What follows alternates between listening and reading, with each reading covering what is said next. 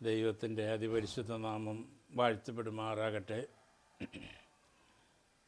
പിന്നെയും ദൈവസന്നിധിയിൽ വന്ന് ഒരു പ്രാവശ്യം കൂടെ നിങ്ങളോട് സുവിശേഷം അറിയിക്കുവാൻ ദൈവം തന്നിരിക്കുന്ന നല്ല അവസരത്തിനായി ഞാൻ ദൈവത്തെ സ്തുതിക്കുന്നു.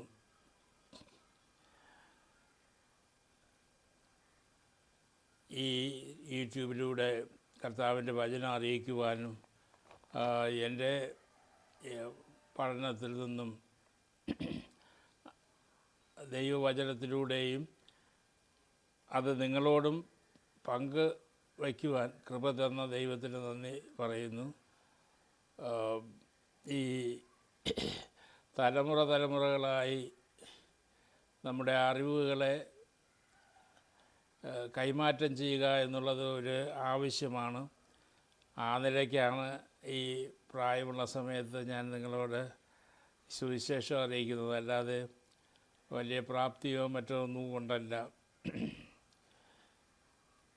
ഈ വിശുദ്ധ സത്യ വേദപുസ്തക പഠന പുസ്തകത്തിൽ നിന്ന് ഞാൻ 1970 മുതൽ പ്രസംഗിച്ചു വരുന്നു. 79 യേശു വീണ്ടും വരുമോ എന്നുള്ള ഒരു പുസ്തകം എഴുതി. പിന്നെ പുസ്തകങ്ങൾ പിന്നെയും എഴുതുവാനായിട്ട് ദൈവം കൃപ തന്നു. അനേകം അനുഭവങ്ങൾ ജീവിതത്തിൽ ഉണ്ടാകുവാനിടയായി. ഒരു പള്ളിയിൽ 28 വർഷം കർത്താവിൻ്റെ ശുശ്രൂഷ ചെയ്യുവാനും ദൈവം ഇടയാക്കി. അതായത് 10-15 സുവിശേഷകന്മാരെ ഉടലെടുപ്പിക്കുവാൻ പ്രചോദനമായി തീരുവാനിടയായിത്തീർന്നിട്ടുണ്ട്. ഞാനതിൽ ദൈവത്തെ സ്തുതിക്കുന്നു. പല വിഷയങ്ങൾ ഇവിടെ ചർച്ച ചെയ്യുവാനായിട്ടാണ് പോകുന്നത്. ചില ഭാഗങ്ങൾ മാത്രമേ നാം ആയിട്ടുള്ളൂ. അതുകൊണ്ടാണ് ഇത് കേൾക്കുന്ന ദൈവമക്കൾ നിങ്ങൾക്ക് അരോചകമായി തീരുമോ എന്നെനിക്ക് അറിഞ്ഞുകൂടാ. കാര്യം വളരെ സ്പീഡായിട്ടും മറ്റുമൊക്കെ പറഞ്ഞ് തരുവാൻ എനിക്കിപ്പോഴേ കഴിയാതെ പോയിരിക്കുന്നു. എങ്കിലും ഞാൻ കർത്താവിൽ നിന്ന് പ്രാപിച്ചതിനെ നിങ്ങളോട് പങ്കുവയ്ക്കുവാനായിട്ട് ആഗ്രഹിക്കുന്നത്, പല വിഷയങ്ങൾ ഇന്ന് ചർച്ച ചെയ്തുകൊണ്ടിരിക്കുന്നു. ഇവിടുത്തെ വിഷയങ്ങൾ ഏകനായ കർത്താവാണോ അതോ ത്രിത്വമാണോ, സാത്താൻ്റെ സ്വഭാവങ്ങൾ എന്തൊക്കെയാണ്, ദശാംശം പുതിയ നിയമത്തിൽ എന്ത് പറയുന്നു, ആഭരണം ഉപയോഗിക്കാമോ, സ്നാനം എങ്ങനെയാണ് ചെയ്യേണ്ടത്, കർത്തൃമേശ എന്താണ്, ഏതേൻ തോട്ടത്തിലെ പാപം എന്താണ്, ആരാണ് പാപം ചെയ്തത്, കർത്താവിൻ്റെ ദൃഷ്ടിയിൽ ആ പാപത്തിൻ്റെ ഉടയവനാരാണ്, ഇത്യാദി കാര്യങ്ങളെക്കുറിച്ചും ചർച്ച ചെയ്യുന്നു. ഈ സമയമുണ്ടെങ്കിൽ കർത്താവിൻ്റെ ശുശ്രൂഷകന്മാർ കൃഷിപ്പണിയൊക്കെ ചെയ്യുന്നത് നല്ലതെന്നുള്ള അഭിപ്രായക്കാരനാണ് ഞാൻ. സമയമില്ലെങ്കിൽ അത്രയും വലിയ ചർച്ചുകളൊക്കെ 200 ദൈവമക്കൾ കൂടി വരുന്ന ഒരു ചർച്ചിന് മറ്റൊന്നും ചെയ്യുവാനായിട്ട് സാധിക്കുമെന്ന് തോന്നുന്നില്ല. പല ലേഖനങ്ങളും കഥകളും എഴുതി പ്രസിദ്ധീകരിക്കുവാനായിട്ട് ഇടയായിത്തീർന്നിട്ടുണ്ട്. പാസ്റ്റർമാർ 6 മണിക്കൂറിലധികം ഉറങ്ങുവാൻ പാടില്ല എന്നും പകൽ ഉറങ്ങുവാൻ പാടില്ല എന്നുമുള്ള പഠനമാണ് എനിക്കുള്ളത്.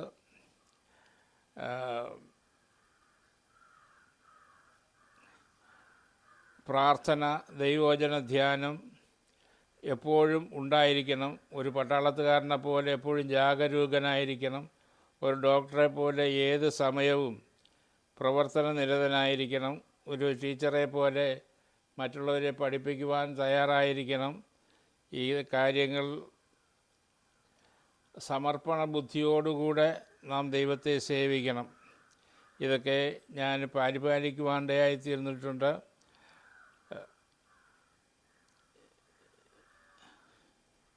സുവിശേഷം പറയുന്നതിൽ ഇന്നും സന്തോഷമുണ്ട്. അതുകൊണ്ട് ഈ സുവിശേഷം നിങ്ങളെ അറിയിക്കുന്നു.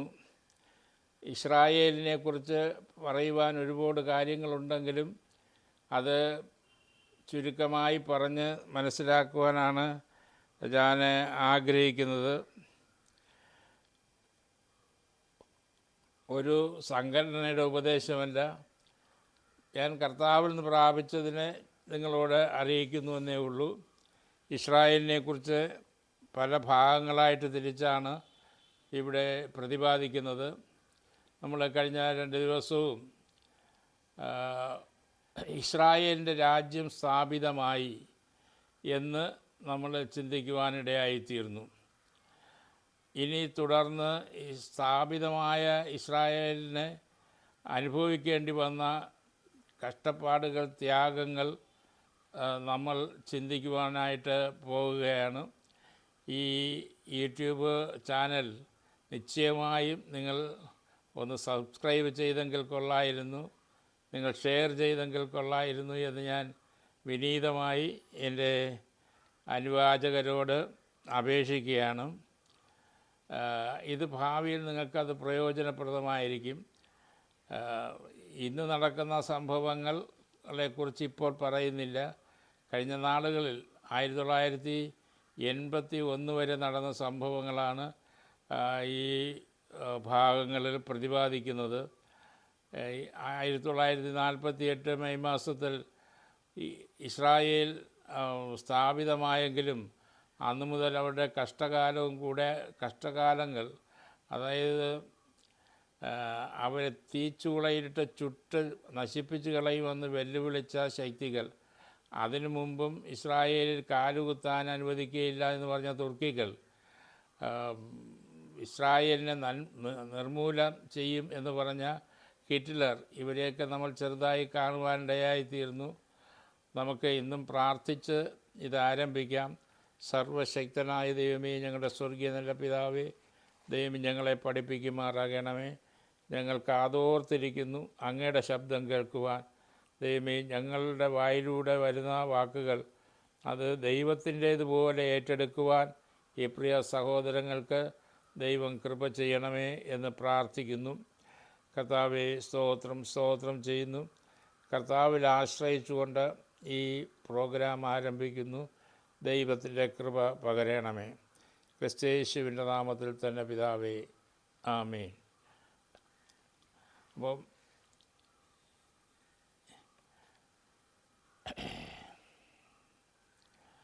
അപ്പോൾ ഇസ്രായേൽ ഒരു ജാതീയ മതമായിട്ട്, ഒരു മതം എന്ന വണ്ണം ഉടലെടുത്ത് വരുന്നതായ അനുഭവം ഉണ്ടായത് നമുക്കറിച്ചു. BC AD 325 ആയപ്പോൾ കോൺസ്റ്റന്റൈൻ ചക്രവർത്തി ഒരു ക്രിസ്തുമതം സ്വീകരിച്ചതോടുകൂടെയാണ് ഈ ക്രിസ്തുമതത്തിനും ഒരു വലിയ ആത്മച്യൂതി ഉണ്ടാകുവാനിടയായിത്തീരുന്നത്. അതുവരെ തീച്ചുളയിൽ പോലെ നീറോയുടെയും മറ്റുമൊക്കെ കാൽക്കീഴിൽ കിടന്ന് വെന്ത് ഉരുകുന്ന ഒരനുഭവമാണ് ക്രിസ്ത്യാനിക്കുണ്ടായത്. കാണിനെടുത്ത് വച്ച് ക്രിസ്ത്യാനിയെ മുഴുവനും നശിപ്പിക്കുവാനായിട്ട് ചക്രവർത്തിമാർ, റോമൻ ചക്രവർത്തിമാരെല്ലാം അങ്ങനെ ശ്രമിക്കുവാനിടയായിത്തീർന്നു. എന്നാൽ ക്രിസ്തുമതം രാജകീയ മതമായതോടുകൂടെയാണ് പള്ളിയിലെ ആൺ ദൈവങ്ങളും പെൺ ദൈവങ്ങളും, ഇപ്പോൾ പേര് പറയുന്ന ഒരുപാട് ദൈവങ്ങളും, അതൊക്കെ വിഷയങ്ങളാണ്. ദൈവത്തിന് മാതാവുണ്ട്, ദൈവത്തിൻ്റെ മാതാവേ എന്നാണ് വിളിക്കുന്നത്. ഇത് പറയുന്നത് തന്നെ ഒരു അരോചകമായ കാര്യമാണ്. എന്നാൽ അങ്ങനെയൊക്കെ പള്ളിയിൽ വിഗ്രഹങ്ങൾ വരികയും ഏത് കാര്യം പറഞ്ഞായാലും വിഗ്രഹങ്ങളൊക്കെ വരികയും ചെയ്തു. അവരെ യഹൂദന്മാരെ ക്രിസ്ത്യാനികൾ ഉപദ്രവിക്കുവാൻ തുടങ്ങി. പോപ്പ് ചെയ്തതായ കാര്യങ്ങളൊക്കെ നമ്മൾ പഠിച്ചു. ഇത് കഴിഞ്ഞതിന് ശേഷം അവരെ ഇസ്രായേൽ സ്വതന്ത്ര രാജ്യമായിട്ട് ആയിത്തീരുവാൻ തക്കവണ്ണം ഇടയായിത്തീർന്നു. ഏറ്റവും ക്രൂരനായ ഹിറ്റ്ലർ ഏകദേശം 70 ലക്ഷത്തോളം യഹൂദന്മാരെ കൊന്ന് മുടിച്ച് അവർ അനുഭവിച്ചതായ പീഡകൾ നമുക്ക് വർണ്ണിക്കാൻ ഒക്കില്ല സഹോദരങ്ങളെ. അവർ ഈ ഗ്യാസ് ചാമ്പറുകളിൽ കൊണ്ടിട്ട് അവിടെ ഗ്യാസ് കയറ്റി അവരെ ശ്വാസം മുട്ടിച്ച് കൊന്നത്, മൃഗങ്ങൾക്ക് എറിഞ്ഞു കൊടുത്തത്, പിന്നെ അവരെ ട്രെയിനിൽ കുത്തി നിറച്ച് കയറ്റി വെച്ചിട്ട് തീ കൊളുത്തി അവരെ ഒന്ന് ചിന്തിച്ചു നോക്കൂ. യഹൂദൻ അനുഭവിച്ച പീഡകൾ എത്രയോ വലുതായിരുന്നു എന്ന്. ഇതൊക്കെ നമ്മളും അനുഭവിക്കുകയാണെങ്കിൽ നമ്മുടെ കണ്ണുനീർ കൊണ്ട് നമ്മൾ നനയുക തന്നെ ചെയ്യും. അത്രയ്ക്ക് പീഡയാണ്, അത്രയ്ക്ക് നമ്മൾ പറഞ്ഞാൽ അവാച്യമായ പീഡകൾ യഹൂദൻ സഹിക്കുവാനായിട്ടിടയായിത്തീർന്നു. അങ്ങനെയാണ് 1948 ഒരു ഇസ്രായേൽ രാജ്യം തന്നെ സ്ഥാപിതമാകുവാനായിട്ട് UNO അവസരം കൊടുത്തത്. അത് കഴിഞ്ഞതിന് ശേഷവും യുദ്ധങ്ങൾ പിന്നെയും തുടർന്നുകൊണ്ടിരുന്നു. 1948 മുതൽ 1981 വരെയുള്ള കാലഘട്ടങ്ങളിൽ നടന്നതായ സംഭവങ്ങളാണ് ഇനി നമ്മൾ ഈ ഭാഗങ്ങളിൽ ചിന്തിക്കുവാനായിട്ട് ഇടയായി തീരുന്നത്.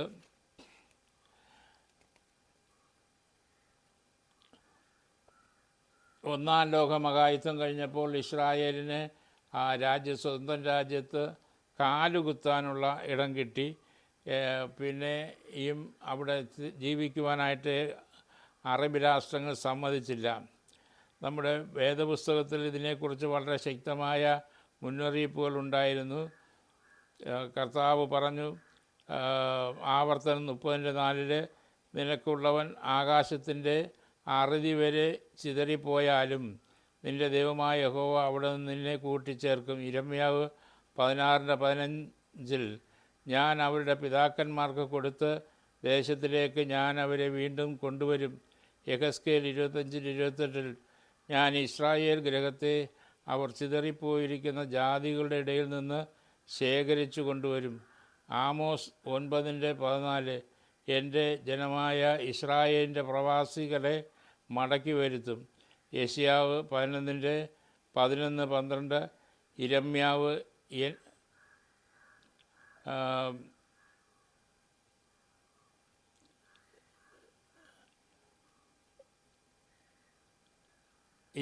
31:10 യെഹെസ്കേൽ 10:17 28:25 34:18 36-ാം അധ്യായം 24-ാം വാക്യം 37:21 ഇങ്ങനെ ധാരാളം പ്രവാചകന്മാരിലൂടെ അരുളപ്പാട് അറിയിക്കുവാനായിട്ടിടയായിത്തീർന്നു. എങ്കിലും അവരത് കൂട്ടാക്കാത്തതുകൊണ്ട് അവർക്ക് ശിക്ഷ അനുഭവിക്കേണ്ടതായിട്ട് വന്നു.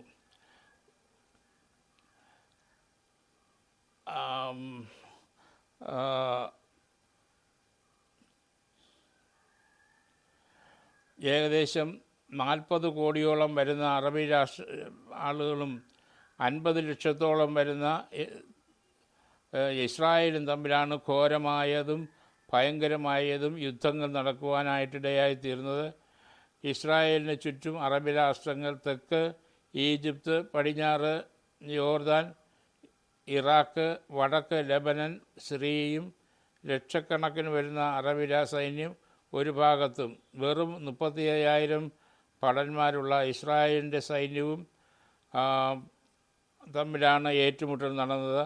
അന്ന് പ്രധാനമന്ത്രിയായിരുന്ന ഡേവിഡ് ബെൻഗൂറിയനും പ്രസിഡൻ്റായിരുന്ന ജെയിംസ് വൈസ്മാനും സൈന്യാധിപനായ ഒറ്റക്കണ്ണൻ ജനറൽ മൊഷയാദും ഡേവിഡ് ഷെയ്ത്താനും മറുവശത്ത് ധനമില്ലാതിരുന്ന യഹൂദന്മാർ സമ്മേളനം കൂടി പരിപാടികൾ എങ്ങനെയാണ് മുന്നോട്ട് പോകേണ്ടതെന്ന് അവരെ ആസൂത്രണം ചെയ്യുവാനായിട്ട് ഇടയായിത്തീർന്നു.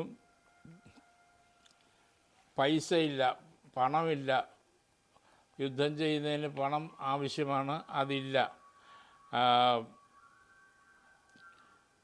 ഇനി എങ്ങനെ പൈസ സമ്പാദിക്കാനിടയായിത്തീരും എന്ന് അവരെ ഇസ്രായേൽ ഒരു കമ്മിറ്റി വിളിച്ചുകൂട്ടി അന്വേഷിച്ചു. അപ്പോൾ ഗോൾഡ മേയർ എന്ന് പറയുന്ന ഒരു സഹോദരി റഷ്യയിൽ നിന്ന് ഉള്ളവളായിരുന്നു. അവൾ എഴുന്നേറ്റ് വന്ന് പറഞ്ഞു, ഞാൻ പണം സമ്പാദിക്കാം എന്ന് പറഞ്ഞു. അവരെ അമേരിക്കയിലേക്ക് ചെന്നു.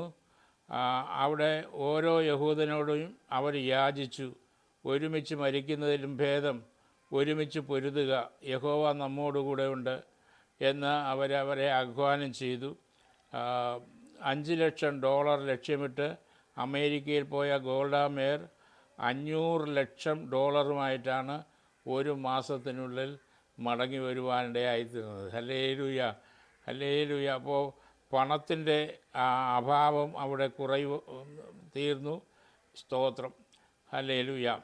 ഞാൻ ഈ പുസ്തകത്തിൽ ഇത് എഴുതിയത് അതുകൊണ്ടാണ്, ബൈബിളിലെ കാര്യങ്ങളാണ് ഇതിൽ എഴുതിയിരിക്കുന്നത്. സ്തോത്രം. ഇത് നിങ്ങൾക്കറിയുന്നതിന് വേണ്ടി എടുത്ത് വായിക്കുന്നതേ ഉള്ളൂ. അങ്ങനെ അറബി രാഷ്ട്രങ്ങൾ തമ്മിൽ ഒരു യുദ്ധത്തിന് തയ്യാറാകുകയും അവർ ഒരുമിച്ച് ഒരു ശപഥം ചെയ്തു, ഇസ്രായേൽ ഭൂമുഖത്തുണ്ടാകരുത്. ആദ്യമായി യുദ്ധം പരാജയത്തിലേക്ക് നീങ്ങുമ്പോൾ UNO വെടിനിർത്തൽ പ്രഖ്യാപിച്ചു. ഒരു മാസം കഴിഞ്ഞപ്പോൾ 1948 ജൂലൈ 9 യുദ്ധം വീണ്ടും തുടങ്ങി. അപ്പോൾ 48 അവർ പിന്നെ രാജ്യത്തിൽ കുടിയേറി പാർത്തത്, സ്വതന്ത്രമായത്. എന്നാൽ ആ വർഷം തന്നെ അവർക്ക് യുദ്ധം ചെയ്യേണ്ടി വന്നു. Praise the Lord. UNO വെടിനിർത്തൽ പ്രഖ്യാപിച്ചു. ഒരു മാസം കഴിഞ്ഞപ്പോൾ 1948 ജൂലൈ 9 യുദ്ധം വീണ്ടും തുടങ്ങി. 75 യുദ്ധവിമാനങ്ങൾ ഉൾപ്പെടെ രാജ്യങ്ങളിൽ നിന്നും യുദ്ധക്കപ്പലുകൾ, മെഷീൻ ഗണ്ണുകൾ, പടയാളികൾ ഇവയൊക്കെയും ഇസ്രായേൽ സംഭരിച്ചു. വെള്ളം, ഭക്ഷണം, റോഡുകൾ ഇവ ക്രമീകരിച്ചു. ഇസ്രായേലിന് സ്വന്തമായി ആയുധം നിർമ്മിച്ചു തുടങ്ങി. ഇസ്രായേല് സ്വന്തമായി ആയുധം നിയമിച്ചു തുടങ്ങി. 8 ദിവസം നീണ്ടുനിന്ന യുദ്ധത്തിൽ ഇസ്രായേൽ 500 ചതുരശ്ര മൈൽ ഭൂമിയും 112 അറബി ഗ്രാമങ്ങളും പിടിച്ചെടുത്തു. പ്രധാന ശത്രുവായ ഈജിപ്തിൻ്റെ തലസ്ഥാനമായ കൈറോ വരെ വിമാനാക്രമണം നടത്തി. ജൂലൈ 17 വെടിനിർത്തുമ്പോൾ ഇസ്രായേൽ ലോകത്തിൻ്റെ ഒരു പ്രബല ശക്തിയായി മാറിക്കഴിഞ്ഞിരുന്നു. നോക്കുക, പ്രൈസ് ദി ലോർഡ്. 50 കോടി വരുന്ന അറബികളും 35 ലക്ഷം വരുന്ന യഹൂദന്മാരും തമ്മിലാണ് യുദ്ധം നടന്നത്. യുദ്ധത്തിൽ ഇസ്രായേലിന് വൻപിച്ച നേട്ടമുണ്ടായി. അതായത് കേരളത്തിൻ്റെ പകുതിയോളം പോലും വലിപ്പമില്ലാതിരുന്ന കേരളത്തിൻ്റെ പകുതിയോളം വലിപ്പം ഉണ്ടായി 1948 ആദ്യ യുദ്ധത്തിൽ തന്നെ. 1956 പിന്നെയും ഘോരമായ യുദ്ധമുണ്ടായി. Egypt president Nasser Suez canal അടച്ചു. തുടർന്ന് ബ്രിട്ടനും ഫ്രാൻസും ഇസ്രായേലും ചേർന്ന് അവർക്കെതിരെ യുദ്ധം ചെയ്തു. ആഫ്രിക്ക ഭൂഖണ്ഡം ചുറ്റാതെ കപ്പൽ മാർഗം ഏകദേശം 16 മൈൽ നീളമുള്ള സൂയസ് കനാൽ കടന്നാൽ അക്കരെ എത്താം. അങ്ങനെ ആയിരക്കണക്കിന് മൈൽ കടൽ മാർഗം സഞ്ചാരം കുറഞ്ഞു കിട്ടും. ഈ യുദ്ധത്തിലും ഇസ്രായേലിന് അക്ബ കടലിടുക്കും ഏലാത്ത് തുറമുഖവും കൂടെ ലഭിച്ചു. ഈ യുദ്ധത്തിൽ 50 വയസ്സ് പ്രായമുള്ളവർക്കൊക്കെ ഇപ്പോഴും അറിയാം അന്ന് നടന്ന സംഭവങ്ങളും യുദ്ധങ്ങളുമൊക്കെ. ഒരു 10-60-70 വയസ്സായ ആളുകളൊക്കെ ഇതിന് സാക്ഷികളാണ്. 1967 ഈജിപ്ത് പ്രസിഡന്റ് നാസറിൻ്റെ ഹൃദയം പിന്നെയും കഠിനപ്പെട്ടു. ഇനി ഭൂമിയിൽ ഒരു ഇസ്രായേൽ രാജ്യം ഉണ്ടാകയില്ല. 24 മണിക്കൂറിനകത്ത് ഇസ്രായേൽ രാജ്യം തുടച്ചു നീക്കപ്പെടും എന്ന് അവർ ശപഥം ചെയ്തു. അങ്ങനെ ഈജിപ്തിൽ നിന്ന് 80,000-ഉം സിറിയയിൽ നിന്ന് 40,000-ഉം സൗദി അറേബ്യയിൽ നിന്ന് 20,000-ഉം ഇറാഖിൽ നിന്ന് 25,000-ഉം അറബ് രാഷ്ട്രങ്ങളിൽ നിന്ന് ആയിരക്കണക്കിന് പടയാളികളും അതിന് വേണ്ട യുദ്ധക്കപ്പലുകളും പീരങ്കികളും മെഷീൻ ഗണ്ണുകളും അവർ സംഭരിച്ചു. 400 ടാങ്കുകളും 700 യുദ്ധവിമാനങ്ങളും നാസർ സമ്പാദിച്ചു. വിജയം ഉറപ്പിച്ച് ഗോൾഡ മേയർ പ്രധാനമന്ത്രി അന്നായിരുന്നു. മോശെ ദയാൻ പ്രസിഡൻറ്റുമായി ഇസ്രായേൽ ദൈവത്തോട് നിലവിളിച്ചു. ഹോസിയ അവരെ നിലവിളിക്കുവാൻ തുടങ്ങി. ലോകരാഷ്ട്രങ്ങൾ ഉറ്റുനോക്കിക്കൊണ്ടിരുന്നു. എന്താണ് സംഭവിക്കുന്നതെന്ന് അറിഞ്ഞുകൂടാ. റഷ്യ ഈജിപ്തിനെയും അമേരിക്ക ഇസ്രായേലിനെയും എല്ലാ നിലയിലും സഹായിച്ചു കൊണ്ടിരുന്നു. 1967 വീണ്ടും യുദ്ധം ജൂൺ മാസം 25 യുദ്ധം ആരംഭിച്ചു. ഇവിടെയാണ് ദൈവത്തിൻ്റെ പ്രവൃത്തി നമ്മൾ കാണുന്നത്. ഈ 700 യുദ്ധവിമാനങ്ങളും ഒരുമിച്ച് ഒരു സ്ഥലത്ത് നിർത്തിയിട്ടിരിക്കുകയായിരുന്നു.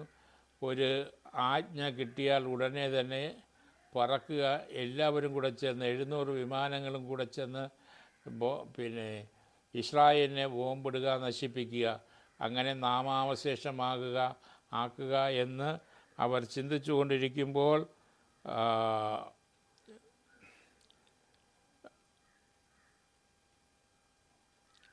ലോകത്തിൽ മുഴുവനും ഈ വാർത്ത കേട്ട് ഇസ്രായേൽ നശിച്ചു പോകുന്നതിന് കാത്തിരിക്കുകയായിരുന്നു.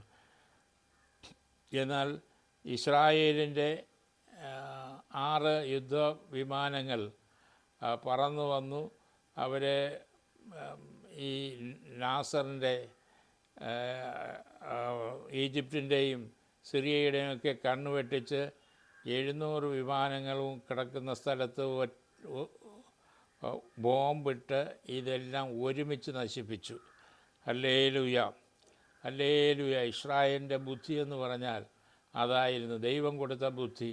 ലോകത്തിലെ ബുദ്ധിമാന്മാരെന്ന് പറയുന്നത് പറയാനുണ്ടെങ്കിൽ അത് മൊട്ടുസൂചി മുതൽ എയ്റോപ്ലെയിൻ വരെ, അല്ലെങ്കിൽ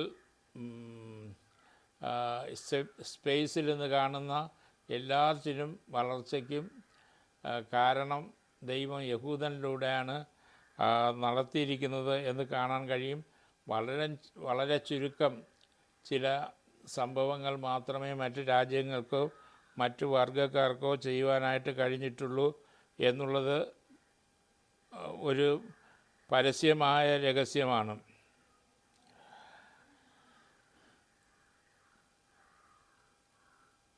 ലോകം തരിച്ചിരിക്കുമ്പോൾ ലോകത്തിനൊരു വർത്തമാനം ലഭിച്ചു. ഇതാ, ഇസ്രായേൽ എല്ലാം നശിപ്പിച്ചുകൊണ്ട് ഈ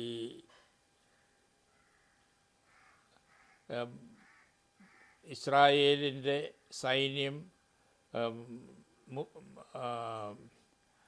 മുസ്ലിം രാഷ്ട്രങ്ങളെ മുഴുവനോ അമ്പരപ്പിച്ചുകൊണ്ട് വിജയമെടുത്തിരിക്കുന്നു എന്ന്.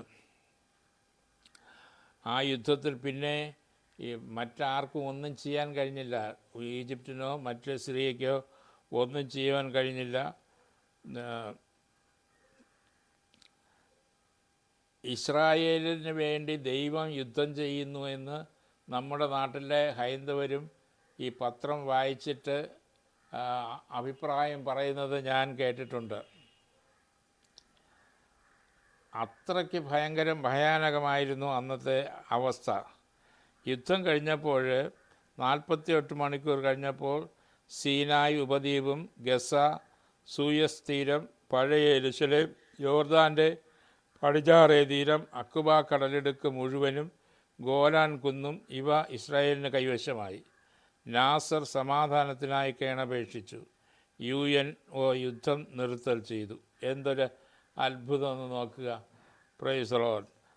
1970 പിന്നെയും നാസറിൻ്റെ ഹൃദയം കഠിനപ്പെടുവാനിടയായിത്തീർന്നു. ഇത് നമ്മൾ മിസ്രൈമിൽ ഫറവോ രാജാക്കന്മാർക്ക് ഹൃദയം കഠിനപ്പെട്ടതുപോലെ തന്നെ ദൈവത്തിൻ്റെ പ്രവൃത്തി വെളിപ്പെടുന്നതിന് വേണ്ടി പലരുടെയും ഹൃദയം കഠിനപ്പെടാറുണ്ട്. ഇന്നും ദൈവമക്കളെ ഉപദ്രവിക്കുന്നതിന് വേണ്ടി, നശിപ്പിക്കുന്നതിന് വേണ്ടി ചിലരുടെ ഹൃദയം കഠിനപ്പെടാറുണ്ട്. അത് അവരുടെ നാശത്തിനാണ്. നമ്മളൊന്നും ചെയ്യാൻ പോകേണ്ട. നാം മുട്ടിന്മേൽ നിന്ന് പ്രാർത്ഥിച്ചാൽ മാത്രം മതി. അതിര് തർക്കങ്ങളോ അനുഭവങ്ങളിൽ നിന്ന് പറയുകയാണ്. ചിലപ്പോഴൊക്കെ സഭയ്ക്ക് വിരോധമായി ഞാനിരുന്ന സഭയ്ക്ക് വിരോധമായി അതിനെ കോൺക്രീറ്റ് ചെയ്യാൻ കഴിയാതെ വണ്ണം ഒരു കൂട്ടം ചെറുപ്പക്കാർ അവിടെ കയറി വന്ന് ആക്രമിച്ച് കോൺക്രീറ്റ് ചെയ്യാൻ കഴിയാത്ത വിധത്തിൽ അതിനെ ചിന്നാഭിന്ന ജോലിക്കാരെയൊക്കെ അടിച്ചു ഓടിച്ചു. എന്നാൽ ദൈവം ചെയ്തത് അവർ തന്നെ തമ്മിലടിച്ച്, ഞാൻ കേസിനോ വഴക്കിനോ പോലീസ് സ്റ്റേഷനിലോ ഒന്നും പോയില്ല. അവർ തന്നെ തമ്മിലടിച്ച് ചിതറി ഓടി പോകുവാണ്ടായി. ഇതുപോലുള്ള ഒരുപാട് അനുഭവങ്ങൾ. നമ്മൾ നമ്മുടെ കാര്യം ദൈവത്തിൽ സമർപ്പിച്ചാൽ മതി. ദൈവത്തിന് വേണ്ടി നമ്മൾ അടിയും ബഹളവും ഒന്നും ഉണ്ടാക്കേണ്ട കാര്യമില്ല. അത് ദൈവത്തിന് പ്രസാദവുമില്ല. ഇന്ന് മുസ്ലിങ്ങളൊക്കെ ചെയ്യുന്നത് പോലെ മറ്റുള്ളവരെ, അതായത് അവർക്ക് വിരോധമായി തോന്നുന്ന ആളുകളെ എല്ലാം ഉന്മൂലനം ചെയ്താൽ സ്വർഗത്തിൽ അവസരം ഉണ്ടാകുമെന്നൊക്കെ പറയുന്ന കള്ളക്കഥകൾ കേട്ട് അത് നമ്മൾ അനുകരിക്കാൻ പാടില്ല. ദൈവം പ്രവർത്തിക്കുവാൻ കഴിവുള്ളവനാണ്, പ്രവർത്തന നിരതനാണ്. എല്ലാ കാര്യങ്ങളും ചെയ്യുവാൻ ദൈവത്തിന് കഴിയും. 1970 ആയപ്പോൾ നാസറിൻ്റെ ഹൃദയം പിന്നെയും കഠിനപ്പെട്ടു. നാസർ ഹൃദയസ്തംഭനം മൂലം മരണവും അടയുവാണ്ടയായിത്തീർന്നു.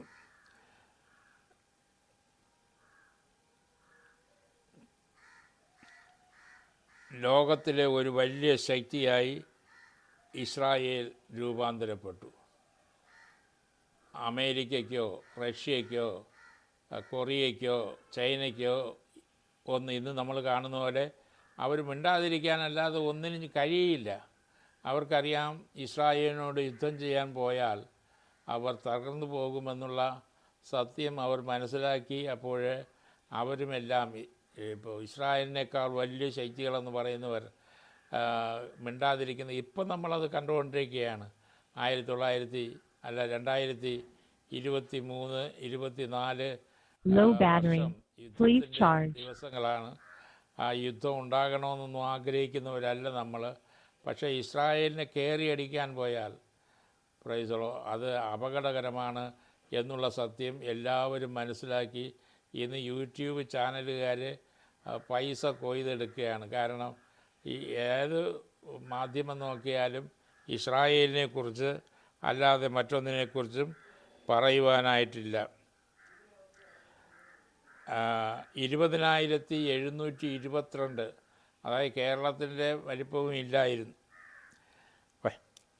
വരുന്ന ഇസ്രായേലും 9,97,677 ചതുരശ്ര കിലോമീറ്റർ വരുന്ന രാജ്യമാണ് ഈജിപ്റ്റ്. 20,722 കിലോമീറ്റർ ചതുരശ്ര കിലോമീറ്റർ ഇസ്രായേലും 9,97,677 കിലോമീറ്റർ വരുന്നതായ ഈജിപ്തും തമ്മിലാണ് ഈ യുദ്ധം പിന്നെയും ഉണ്ടാകുവാനിടയായിത്തീർന്നത്. ഈജിപ്തിൽ സാദത്ത് എന്ന ഭരണാധികാരി ഭരണം ഏറ്റെടുക്കുവാനിടയായിത്തീർന്നു. ഇസ്രായേലിൻ്റെ പ്രധാനമന്ത്രിയായി 1973 വീണ്ടും യുദ്ധം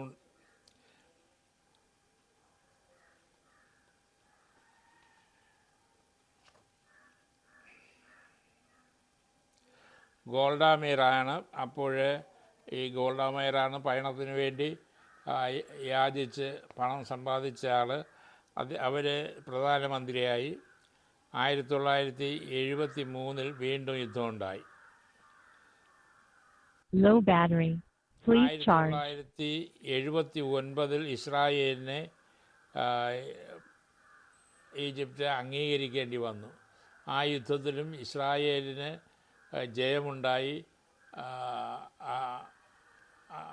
അവർ കരുതി ഇനി യുദ്ധം ചെയ്താൽ രക്ഷപ്പെടുകയില്ല എന്ന് വിചാരിച്ചിട്ട് ഇസ്രായേലിൻ്റെ പ്രധാനമന്ത്രി മെനോഗം ബെഗിൻ്റെ അടുക്കൽ വന്ന് കരാറിൽ ജിമ്മി കാർട്ടറുടെ നേതൃത്വത്തിൽ അവർ ഒപ്പുവെച്ചു. ഇനി ഇസ്രായേലുമായിട്ടൊരു യുദ്ധം ഉണ്ടാകുകയില്ല എന്ന് ഈജിപ്ത് തീരുമാനമെടുത്തു. അവർ കരാറിൽ ഒപ്പുവെച്ചു. അതുകൊണ്ടാണ് ഇപ്പോഴേ ഈജിപ്ത് ആ യുദ്ധത്തിൽ നിന്നും മാറി നിൽക്കുന്നതിന് കാരണം അവരെ ഒരു കരാറിൽ ഒപ്പുവെച്ചു പോയി.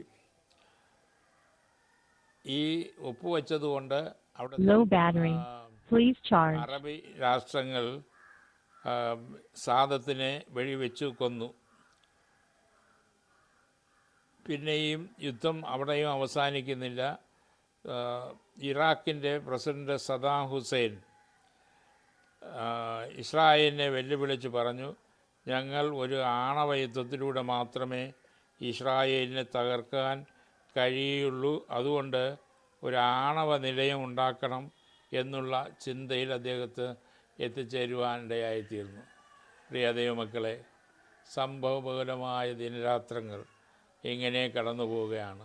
സദ്ദാം ഹുസൈൻ, നമുക്കറിയാം, സദ്ദാം ഹുസൈൻ പറഞ്ഞു 24 മണിക്കൂറിനകത്ത് ഞാൻ ഇസ്രായേലിനെ തകർത്ത് കളയും, പപ്പടം പോലെ പൊടിച്ചു കളയും എന്ന് ഇറാൻ്റെ പ്രസിഡന്റ്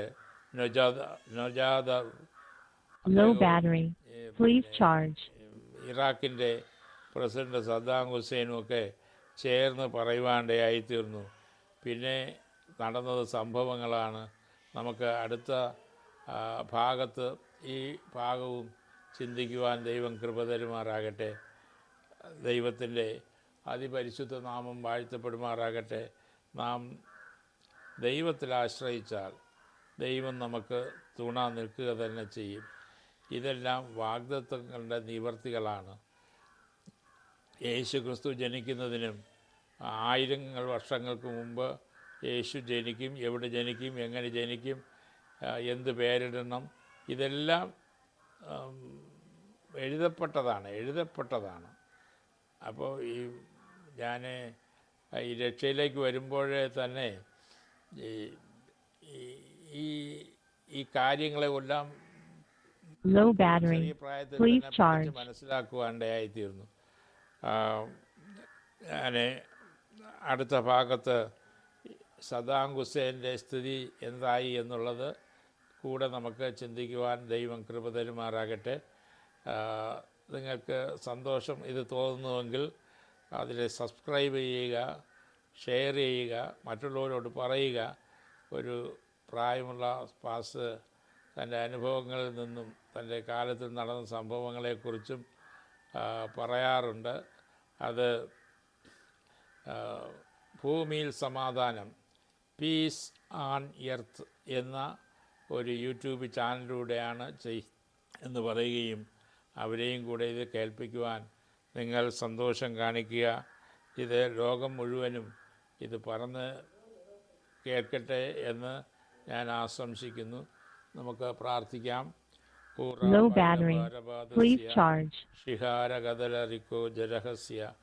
കർത്താവേ, ഈ ചാനൽ കേൾക്കുകയും ദൈവത്തിൻ്റെ വചനം മനസ്സിലാക്കുകയും ചെയ്യുന്ന ഓരോ ഭക്തരുടെ മേലും കരുണ പകരുമാറാകണമെന്ന് പ്രാർത്ഥിക്കുന്നു.